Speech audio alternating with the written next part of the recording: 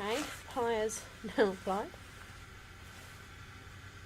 Try and continue to sketch with the wood burner nutmeg's shape.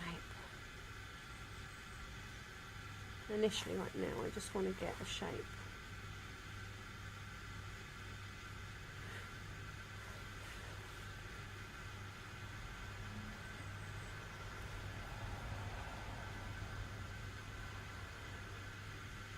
It's interesting because I've never burnt on a slice this big,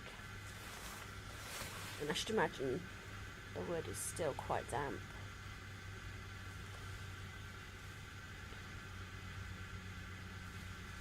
Which is why my nib, I think, is bending somewhat.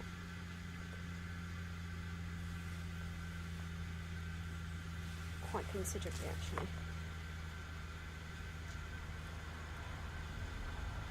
Along with the fact that it's such a hard piece of wood. You can hear it burning. I don't know if you can hear that.